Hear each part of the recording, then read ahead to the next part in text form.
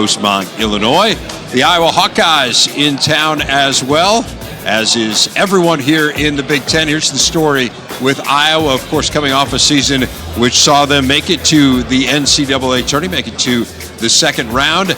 You see some of the additions and subtractions for this team, and a big question mark surrounding Jordan Bohannon, one of the most clutch players in the Big Ten, and his status for this season. So let's delve into that and some other Hawkeye-related topics as we are joined by head coach Fran McCaffery along with Luka Garza and Joe Wieskamp. Let's start there, Coach. Jordan Bohannon, as good a player as there is down the stretch in the country. I know he had a hip procedure. What can you tell us about his progress and whether or not he might play this year? Well, the good news is, Dave, he's progressing well. Everything's on schedule. It was a lengthy surgery, a difficult surgery, one that typically takes at minimum 5 months. We're at 5 months to about where we are for the first game.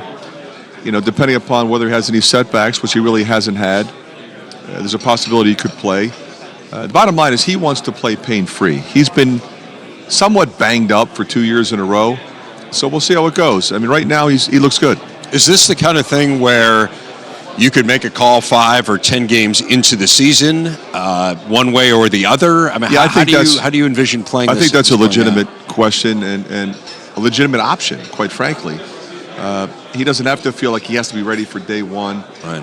You know, I think he'll ease into it and see how he feels. If he feels good, I think he's going to want to play, obviously. If he doesn't, he'll just continue his rehab, go slow, and get ready for his 5th year. Both of you guys are going to have increased roles this year. Give us a sense of where each of you see your role evolving. And Luka, I'm going to start with you, and then Joe, I'd love for you to follow. Ideally, where do you fit in with this team, and what do you bring? Yeah, I think after last year with what we lost, I think me and Joe were some of the guys who had to step up, especially in a leadership role. And I think both of us have done a tremendous job of that so far. Just being the guy, in that locker room that people go to, and having a voice on and off the floor. I've just been trying to develop my game in every way possible, trying to step up. Obviously without Tyler, I'm gonna have to do a lot more. So we got some other guys coming in too that have done great in the past and are gonna do good this year. How about for you, Joe? I mean, some significant departures from the perimeter as well. Isaiah Moss being the most obvious one, I would say, but Nicholas Baer as well, a guy who was kind of a wing player for you guys. How does your role change? Yeah, as Luka said, just being a leader. I've not necessarily been a vocal guy, a vocal leader for us last year or in my whole career. That's something I'm going to have to work on this year, is becoming more vocal and also leading by example. On the court, I think just more playmaking. A lot of times last year I was kind of catch and shoot, catch and drive, but I think you'll see the ball in my hand a little bit more this year, coming off screens and being able to make plays for myself as well as for my teammates. Aside from the obvious of talking more, I mean, how do you become a more vocal leader? In other words, are you saying to yourself, I got to pick spots to lead, I got to pick spots to be vocal? Yeah, I would say so. But at the same time, I think guys respect me, respect my work. So I can just kind of lead by example and then just step up and, say something if something needs to be said. How do you see this team coming together from a leadership point of view, Coach? Well, it starts with these two guys, as they said, and I think that's really important, especially with Jordan kind of on the side a little bit. He would have been a guy you look at. Ryan Kriener being a senior, he's a guy that also will speak up in the locker room. But these two guys will also do it on the floor, Dave. I mean, I think what you said earlier, they're going to take their games to a whole nother level.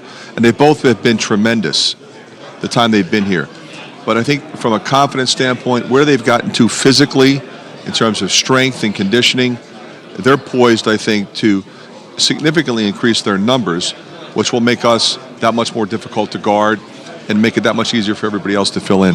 So pretty interesting situation for you this year. You have two of your sons on the team now, in Patrick and Connor. First of all, what's that like to come to practice every day? I know you're very early on in practice, but of course you had the summer skills work as well. To come there and have both of your kids, two of your sons? It's really interesting, Dave, because most of the time for the last 10, 11, 12 years, they've been at practice, but now they're actually playing. Right. So it was great initially to have Connor on the floor, to coach him. He's been coming to practice since kindergarten. So to coach him and to watch him thrive and become a part of such an important turnaround from where we were 2 years ago. That was fun. It was fun for him. It was fun for all of us. Now to add Patrick, whose game is different, but he's also incredibly talented. You know, he's long, he's athletic, he can shoot the ball, gives us some flexibility. Both those guys do. They both can play more than one position. It will free up Joe, maybe, if people play Patrick at small forward. Joe can move to the backcourt if we need him to. And I think that's how our team is built. We saw Connor last year, but I'm interested in your guys' insights into Patrick. I mean, it's one thing, yes, this is your son, right, but also an incredibly highly touted player who anyone in the country would have been delighted to have on their roster. So aside from being coach's son, what does Patrick bring to this team, Joe? He's extremely skilled. He can score at all three levels. You know, he's developed into a great shooter. He's just so long that he affects the game in many ways. You know, if we put him at the top of the press, he's going to affect the game that way.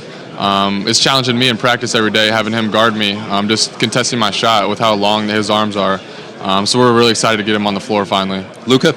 Yeah, you know, I watched him a little bit in high school, you know, with Connor going to his games, and I saw how he was developing. And just to see him when he got here, I was really surprised. You know, he's just been playing so well, playing with so much confidence. And, you know, he shoots the ball with a lot of confidence, and, you know, it goes in. And he's done a really great job. You know, he's really long, like Joe said, and that really affects both floors, and both sides of the floor. And, you know, he's just looking forward to see what he does this year. One other guy I want to ask you about, I thought Jack Nungy made a really interesting decision last year voluntarily to redshirt. You go up against him, presumably in practice every day. Where's Jack's game? For sure, you know, since the spring, you know, me and Jack, you know, I've never been on the same team. We've been going at each other in pickup and practice and everything like that. And you know, he's pushed me so much this summer because he's taller than me. You know, he can shoot it.